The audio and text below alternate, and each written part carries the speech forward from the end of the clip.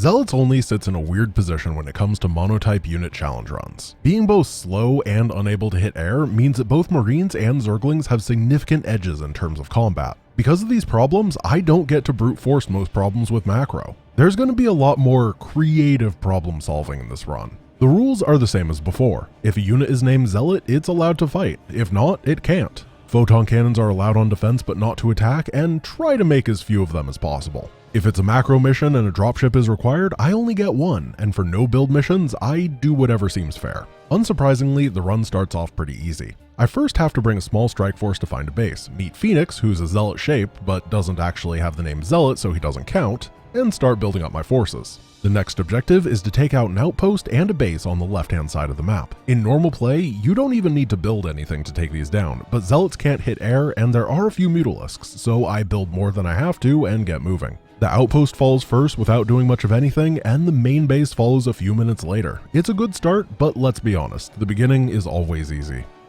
Into the Flames is actually pretty interesting. It's a half defense mission and half assault. The Cerebrate in the bottom right has to die, and half of the map is a gauntlet of Zerg blocking my way to him. There's a 15-minute timer, and at the end of the timer, Phoenix and a bunch of Protoss spawn in the top right of the map. They're supposed to be what wins the game for me, but they're actually going to mess everything up. Because the StarCraft 1 AI does whatever it wants, there's no way for me to guarantee that these non-Zealots won't be attacked. And Phoenix has to survive, which means that instead of holding for 15 minutes is now the time limit. Also, because Blizzard just decided to do their own version of time, those 15 minutes are actually 10 minutes in real life. I quickly take the bottom left expansion to double my economy and start pumping Zealots. With a minute left on the timer, I grab my blob and push in. After getting into the main base, I decide I don't want to be gummed up here and dive the Cerebrate. The sunken colonies tear through me, and the Cerebrate lives. Fortunately, the pressure I put on did a good number to the Zerg forces, so the top right was safe. This bought me the time that I needed in order to build up a second wave and take down the injured Brain Boy.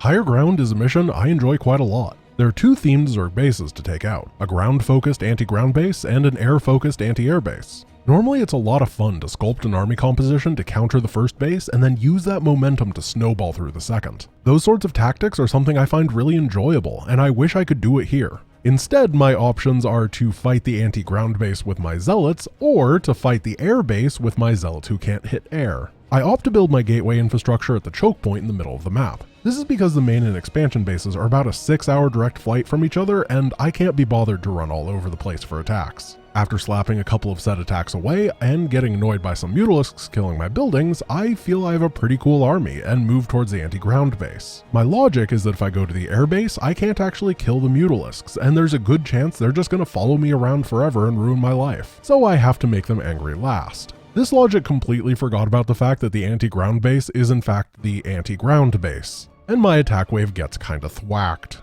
Compared to Marines or Zerglings, the Zealot just doesn't do that much damage. And when there's no splash, they aren't even that much tankier. 4 Zerglings have 140 total HP, and the supposedly tanky Zealot only has 150. The second strike does go better. Red drops and I move on to White's airbase, which honestly was lacking a ton in mutalisks. I made a huge mistake not going here first. It was a complete joke and I rolled through it in seconds. Oh well, I'll make sure to not make that mistake when coming back to do this deathless. The Hunt for Tassadar is where my strategies start to get a bit weird, but in a good way. The mission has a really cool design. The first segment is a no-build mission where the Protoss forces must cross the entire map to find Tassadar and Jim Raynor. After joining up with them, the map is repopulated with an absolute ton of Zerg, and it becomes a macro mission whose goal is to build a big army and clear the way back to the beginning. The no-build stuff is first, and it is rough. I normally have 4 Zealots, 4 Dragoons, and a High Templar. Being down over half of my army has me quickly realize I can't actually fight my way to Tassadar's position. I have to book it. As I run through, let's talk about the mechanics of the mission's transition. Once I locate the base, my camera snaps to Tassadar and Jim, and there's a story segment where the game is paused. Once the dialogue stops, the pause ends and a massive Zerg force pops out and infests the map. Those forces are frankly something I don't want to deal with, so I won't. I run my Zealots towards Tassadar's base and bring my screen a bit down and to the right. As I arrive, the screen is dragged over to Tassadar. Once it arrives, I have 2 frames to pause the game before the dialogue begins. If I manage it and save the game, I can then reload, the roleplay event will start playing, but my units will not be frozen. I then walk Tassadar and Jim to the end, and right as they arrive, the event ends, the Zerg spawn, but we're done already. Choosing sides continues with the weird strategies. The map is a series of islands, and I need to bring Tassadar and 2 Zealots to a control point in the bottom right. The problem lies with the monotype unit dropship rules. I have to avoid them if I can, and if I can't, I'm only allowed to use 1. The islands are ringed with spore colonies, mutalisks, scourge, and hydralisks. It is not a good day to be a shuttle. Normally, the mission is actually a cakewalk. Tassadar can use the hallucination ability to create fake shuttles to soak shots, and you can walk right over at the 1-minute mark. But hallucinated shuttles are not Zealots, so that's a no-go. After spending a bit checking out the map, testing drop points, and generally strategizing, I conclude that any type of normal drop play or ferrying is going to be impossible here. Instead, I have to channel my inner 1998 with one of the original skillful Protoss builds. I grab my shuttle with 3 Zealots and a probe and bring it to the right-hand side of the map, get to full speed, and charge through the spore crawlers, making it past them with a single hit point remaining. I drop my probe, make a pylon, and start my proxy gateways. And then a Guardian finds them and I have to cancel. After rebuilding them in a slightly pulled back position, I begin Zealot production. My goal is to move to the north, eliminate the hatchery and the spore colonies in the region, and clear my shuttle to pick up Tassadar, who's currently taking a nap back at the main base. But I end up having a lot of problems with these Guardians. They're a menace to society. Because they fly and have longer range than photon cannons, I have to bait them into my base and then build cannons under them to take them down. I'm only allowed defensive photon cannons, remember, but this is technically my base right now, so I think it's good. After slowly clawing through all of the Zerg static defense, I clear a path for my 1 HP shuttle to head back home and pick up Tassadar. I really enjoyed this mission. It involved some really weird decision making and problem solving, and that's my favorite. How the heck did Tassadar get a kill? More importantly, when the heck did Tassadar get a kill? Tassadar is the only High Templar in StarCraft 1 with an attack. I don't know who he Psy blasted, but I have to restart and do it all over again. Once again, I take the shuttle, proxy, clear the buildings, and ferry a 0-kill Tassadar to the end of the mission. But this time, I left the Guardians alive as a dominance move to show them that they have no power over me. Into the Darkness is next, and I have 2 Zealots. This is a no-build mission, and it's an interesting one, and by that I mean it sucks a lot. Even in normal play, I absolutely and totally hate this mission. We'll meet why in a bit. I have to reach the end with my forces. Normally, Tassadar is the hard carry here, but despite not being a Zealot, I still have a couple uses for him. I can use his hallucination ability to create 2 fake Zealots and bait the first pack of enemy Zerg away, sprinting my Zealots through and heading straight towards the console halfway through the mission to unlock a door. I have to sprint because this mission is full of the dumbest unit in the game, the Infested Terran, an exploding unit that deals 500 damage explosions. Cool. There are like 7 of these things in this mission, and I have 2 Zealots. In StarCraft 2, you could juke around them, dodging constantly with the faster Zealots as you complete the mission, but StarCraft 1 pathing means that a faster unit is only sometimes faster. I have to abuse a specific trait of the Infested Terran. It deals friendly fire. I send one of my 2 Zealots down the main hallway where there are 3 of the boomers. I get them all together and let them blow. I'm down 1 Zealot, but it had to be done. I can then slowly clear through the Zerg in the top right to get to the teleporter pad, giving me 2 more Zealot reinforcements. This is all that I get here. There's about 30 other units to rescue on the mission, and they're all Terran. And the mission is designed around having the firepower of that small army and Tassadar. I've cleared out the main hallway of Infested Terran, but there's still a console on the side path that must be activated to progress. I grab 1 Zealot, zoom him at 200 miles per hour straight past the Infested Terran, scream internally as the Hydras unburrow in front of me, and easily unlock the door with 11 hit points. Now I can walk down the main hallway straight into another Infested Terran that I didn't know about. He explodes on my guys, but because I was running away and StarCraft 1 is weird, it only did a fraction of the damage to them. This is not a reliable trick, it's completely random, but yay me, I guess. As I get to the end of the mission, I'm in bad shape. There's about 100 Zerg units between me and the final door. I'm supposed to have a giant Terran force by now and High Templar with psionic storms. A far cry from 2 Zealots. To make things worse, I don't have to just get to the end, but I have to access a security terminal surrounded by autoguns to unlock the door and then backtrack to the actual end, meaning I can't just run past everything. I try to get a bit clever. After about 40 tries, I managed to get a hallucinated Zealot past the massive Zerg death force, through the sentry guns and onto the computer. I touch the point, gain control of it, the sound plays, and the door is still locked. It turns out that hallucinations can't complete the end parts of the mission, but the game will absolutely lie to you and claim that they can. After reloading this same segment about 50 times trying various strategies, I come up with one. I hallucinate more Zealots, have my real Zealots move forward to trigger the massive Zerg wave to attack, then harass the massive force with the hallucinations, slowly kiting them with the fake guys while the real ones hide in this side room. After the Zerg are gone, I can run past, head towards the console, and the Zerg come back and I die. Wait, what? I kite with the hallucinations, hide the Zealots in the side room where they're easily found, and die. I kite with the hallucinations, hide the Zealots in the side room, run them past after the Zerg wave is passed, split them up, and Tassadar dies. Okay, I got it. I kite with the hallucinations, hide the Zealots in the side room, run them once the Zerg have passed, split one off to the console, trigger it, open the door, get the Zealot in, and win. Perfect. The fact that you can do the same thing 20 times in StarCraft 1 and get 21 different responses from the AI is really a miracle. It can be really hard to tell if your strategy is just bad or if you have a good strategy and the game is just being obtuse. But me losing 50 times to win just once in a challenge run doesn't make me bad, just hardcore, right? Homeland is exciting for me. My biggest complaint about the Protoss campaigns in StarCraft 1 is that 13 of 18 missions are against the Zerg, and they're scary. In Homeland, I get to play some honorable Protoss versus Protoss. My Nexus is in the top left, theirs is in the bottom right, and I have to kill theirs to win. After retreating my starting forces into my base and claiming an expansion, I build a couple short Colossus and admit that I completely lied to you and this mission is actually very boring. It turns out that when you're used to the glass cannon Zerg killing all your stuff, most Protoss units just don't do that much damage. This means I can kinda walk to the Nexus at the end and click on it. My guys just kill it and I'm done. Fortunately, the Trial of Tassadar is another attempt at Protoss versus Protoss, and it is significantly more interesting.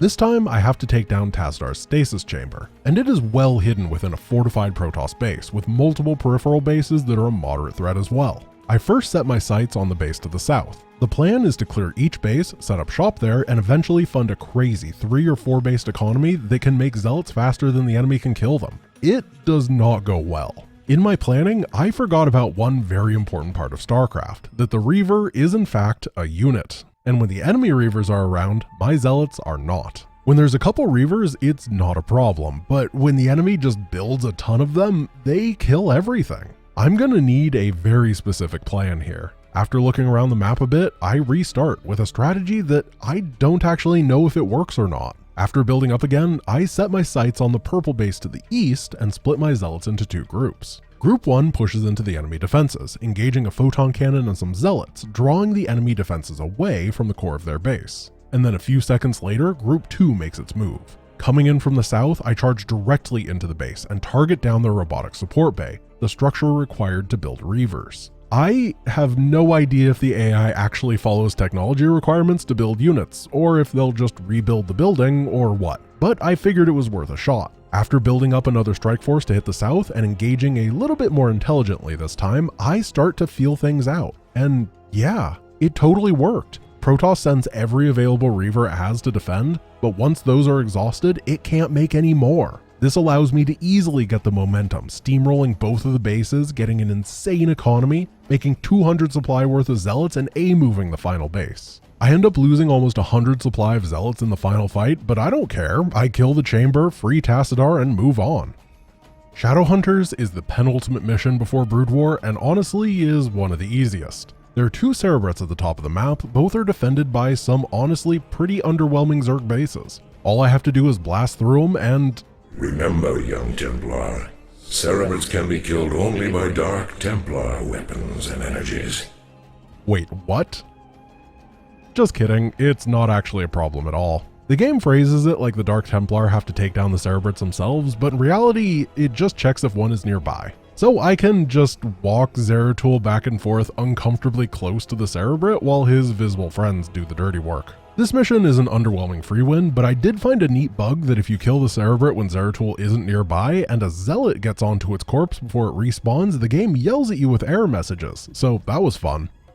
Unlike the last free mission, Eye of the Storm was one that I went into thinking that would be really, really hard. Normally, you have a Terran base to the northwest and a Protoss base to the southeast. To combat the Overmind's forces, both of these factions can reach 200 supply independently. meaning that a player has access to an insane 400 supply worth of forces. But because 200 of that supply is Terran, I just don't have it. In fact, I evacuate my entire Terran base and feed it to the Zerg as soon as I could. The bases defending the Overmind are some of the strongest in the game. Every Zerg unit shows up in large numbers. Normally you'd want capital ships, nukes, or tons of Psystorm to clear the way. Honestly, in normal circumstances, the high reproduction rates, multiple enemies, and insane defense numbers would probably make something like Zealots only impossible here. But after a few months of delicately and closely examining and studying this mission, I found one small edge that could bring me over the top here. You know how the average base in StarCraft has 8 mineral fields? Well, for some reason, the bottom left of this map is just freaking covered in the damn things. There's so many mineral fields here. While writing this script, I had to open the game and go count them. 43. There are 43 mineral fields in the bottom left corner of this map. It's actually too many minerals. I took them all. I took a couple other bases as well, went to 100 workers mining minerals, and decided it was probably then time to make some Zealots. So I went about 20 gate Zealot and just threw bodies at the enemy. The first maxed out Zealot wave died to kill 2 hives. The next died for 2 greater spires. Another died to get 2 more hives and the Ultralisk cavern. And after that, the following waves just cleaned up the remaining Zerg and slashed the Overmind. I ended the mission losing about 200 Zealots and still ended the game with thousands of minerals in the bank. I literally couldn't spend my money if I tried. So, sorry Overmind, but you literally didn't have a chance here, bud. The Brood War expansion is always a marked shift in StarCraft 1. The mission design is significantly more complex and the enemy AI is way better, which tends to kill me a lot more. Escape from Aiur is the first mission of the expansion's Protoss campaign, and it's a no-build mission. Bring Zeratul to the end of the mission through a series of scripted events. After hacking and slashing through the Zerg, we come to this scripted battle where I get every Zealot on Aiur. It's a really big fight, and I do lose a decent number of them, but it's a good thing that I don't have to do this deathless, right?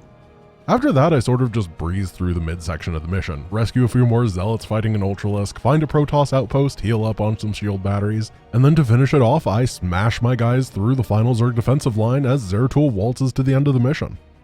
The Dunes of Shakuras is next, and it's a pretty standard early campaign macro mission. These tend to be some of the easiest missions in any run because the game only expects me to have a few different unit types, so only having one isn't that big of an exception. After establishing a base, I train up a small expedition and aggressively secure myself an expansion and follow it up with another. The one enemy base that has to be killed is not particularly notable, but it isn't a pushover either. The main problem, as always, is that the Zerg has a decent number of flyers, you know, like the ones that are killing my expansion. I decide to proxy a bunch of gateways near the enemy base instead of in my own. I don't actually remember what justification I gave to my stream for this, but the real reason is that I'm a dirty Protoss player and will proxy whenever I can. After somehow losing my expansion to a minor inconvenience of Mutalisks, I dive my boys down the ramp and clean everything up. Legacy of the Xel'Naga starts off with a cute little section showcasing one of Brood War's new units, the Corsair. After the AI disables some of the Zerg defensive options for my Dragoons, I walk my forces away and apologize for any inconveniences I may have caused the enemy. As I punish my Dragoons for the crime of existing, I take a moment to reflect on how StarCraft has blessed me with yet another island mission. The enemy Cerebrates are on a separate continent from me, and this time the landing spots are not easy. The entire island is ringed with spore colonies and hydralisks, almost as if they want me to use the disruption web ability on the Corsair or something. But my caveman Protoss haven't discovered units that cost gas yet, so that's impossible. It's time for more weird shuttle stuff. After studying the map for a while, I think I find my target, the top left. I load up a shuttle and send it past these 3 spore colonies and learn that there's another spore colony after and we will not be landing here today. After studying the map for a while, I think I find my target, the bottom left. I load up a shuttle and send it past these 3 spore colonies and learn that there's a sunken colony here and we will be landing today. After dropping 3 Zealots on the sunk and taking it down, my Zealots get cleaned up by a bunch of Zerg. But it's okay, they go away and the creep recedes. The enemy doesn't actually have any vision of me now and I can start proxying. And then a Zergling and Mutalisk find me and I have to cancel everything and then my shuttle dies. In the next attempt, I make the bold decision to not be discovered by the Zerg and it works because StarCraft 1 is a famously consistent game. Once I get a handful of Zealots out, I can start the parade push. Usually these bases are filled with static defense and decent numbers of enemies. The hives are well defended in the back. But I'm in the back. so I just take the fight to the production right away. It goes really well and orange dies pretty fast. Around this time, my main base has started to mine out and I have to grab the expansion. The purple Zerg does not like this. He jumps on top of it while it's building and it dies. I try to kill purple's hive and it doesn't work. I quickly went from winning this game to having no cash on hand, no income, and no army. I'm long distance mining over halfway across the map just to afford a nexus and a couple zealots. I end up using those zealots to camp individual eggs on the purple's hive. If I can take out hydralisks as they pop, it can buy me some time, taking shots on the hive whenever I can. Surprisingly, this does eventually work. The purple hive dies and the enemy can't produce. After that, it's the standard procedure. Attack the Cerebrate with zealots, have a Dark Templar stand just a little bit too close, and take them down. The quest for the Uraj is an exciting mission. It's the only time in StarCraft 1 that you get to play a macro mission as Protoss against Terran. After a quick no-build segment that I unfortunately don't get any zealots in, I get my probes and start to build up from scratch. To win, I have to bring Kerrigan to the bottom right of the map to harvest a crystal, and normally it's a joke. A single shuttle can get her there very easily.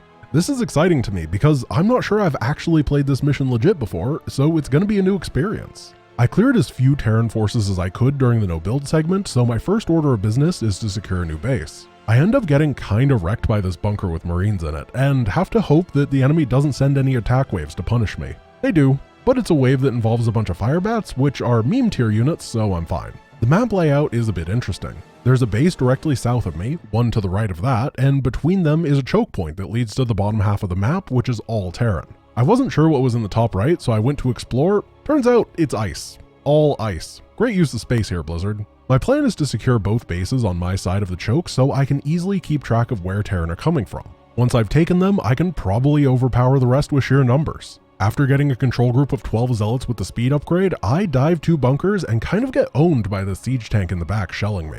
I decide I want to kill the tank in the back before the bunkers are rebuilt and run right into a vulture force which in theory should hard counter me, but the AI has no idea how to kite, so they die instead. This opens up the base to a counter and I do just that. The tank in the back is vulnerable and dies before they can muster a defense. I end up losing my squad a few times as I target down production, but it's worth it and I get an expansion. The right base is basically free. There was only a handful of units defending it, so I get to skyrocket my economy for free. The final base takes up the bottom half of the map, and it is surprisingly lacking in actual units. I roll up with a few control groups of zealots and the enemy just falls over and dies. It was really kinda weird.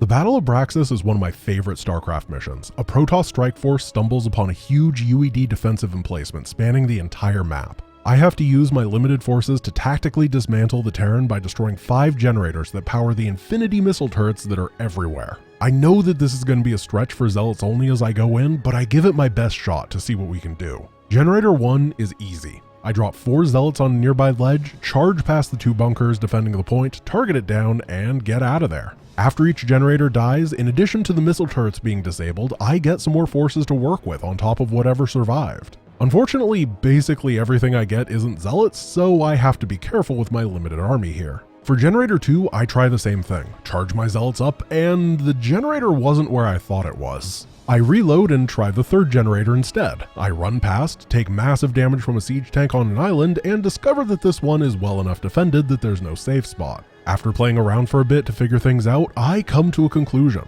For this mission, I'm gonna have to suspend the rules about limiting transports. The mission is designed around large shuttle movements, and the absurd missile turret count means I can't get around that. So for this mission, I'm gonna go with the rule only Zealots can fight. With that in mind, I start dropping. First, I grab a Zealot in a shuttle and drop it on the first island tank. Once the tank drops, I scoop the guy up and bring him home. This means I can now run 4 Zealots past the first 2 defensive bunkers and then hold position before the final area. The tank would normally be interrupting my shield regeneration here, but he's busy being dead, so I'm in the clear. Once they're full, I drive past the bunkers, sweep around the generator, and micro my Zealots to finish it off. The Zealots do die though, which kinda sucks. Now that I know where generator number 2 is, I do something kinda dumb. I grab 2 Zealots in a shuttle, drop them in the high ground next to the generator, whack it a few times while a bunker shoots me, and then pull back and regenerate shields. I then repeat this process about 5 times until the generator dies because the Terran refused to get out of their bunker and finish me off. The final 2 generators are where it gets a bit more complicated, and I have to change the rules again.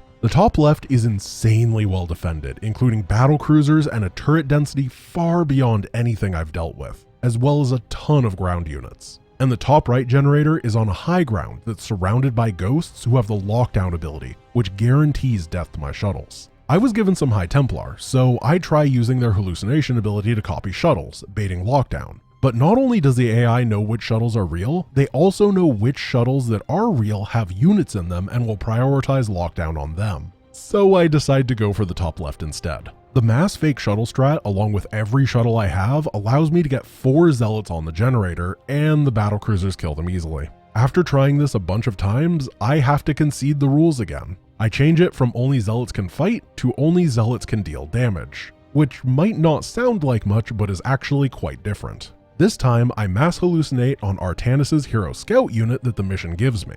Hallucinations deal 0 damage but still fire attacks at the opponent. With that in mind, I set everything up, drop the Zealots, and watch as my fake Artanises distract the battlecruisers and the generator goes down. For defeating that generator, I get the final piece to the puzzle, an Arbiter. For the last generator, I send the Arbiter and his hallucinations over, recall all of my Zealots, and make short work of it. Honestly, I'm pretty sad that after being so stubborn about the transport rules throughout this entire series, I have to be stopped here. But that's the nature of no-build missions. They're very tough due to a lack of flexibility. But if you really think about it, Artanis is a Zealot in Heroes of the Storm, so it's okay to hallucinate him. Yeah, that's what I'm gonna go with. Return to Char is an interesting mission. There are 2 different objectives and either one can be completed to win the mission. I can either choose to brave a gauntlet of enemies through the right side of the map, escorting a drone to the end and collecting a crystal, or I can defeat the newly spawned second Overmind. I choose to beat up the baby. For a mission about fighting the Overmind, this is surprisingly anticlimactic. Normally, the special nature of the mission comes from the fact that you get to play Protoss and Zerg simultaneously, but I don't get to do that here. What I do get is to start out with an absolutely bonkers number of mineral fields, and Zealots love minerals. I end up making 3 control groups of Zealots, walk past the massive army of Lurkers, Guardians, Hydras, Sunken Colonies, Zerglings, and Mutalisks, and click on the Overmind. And it works. Honestly, it was just a YOLO maneuver. I was prepared for it to fail, but I'll take it. The Insurgent is the penultimate mission in the Protoss campaigns, and it's the final shot we have at Protoss vs Protoss. The mission is normally really easy. Aldaris is at one of the 3 points on raised platforms. He has to be killed, but there are 2 fake Aldarises as well. The reality is that he's always at the top center. It's not random or anything. I think that Blizzard wanted to randomize it, but they couldn't figure out how to do it in the StarCraft 1 engine, so he's just up there every time. Instead of just dropping 4 Zealots on him with a shuttle, I thought it would be fun to clear out the map. I was wrong. These final Brood War missions just load you up with so many mineral fields. I don't know why the Protoss missions specifically decided they need to give you so many mineral fields to work with, particularly when traditionally the faction wants Vespene gas the most, but it works wonders here. There's an undefended base with 14 mineral fields to the left of my starting position, and the middle of the map has another 10. This plus my starting base ends up giving me what would be in competitive play about 4.5 bases of income. At that point, there's nothing that can stop me.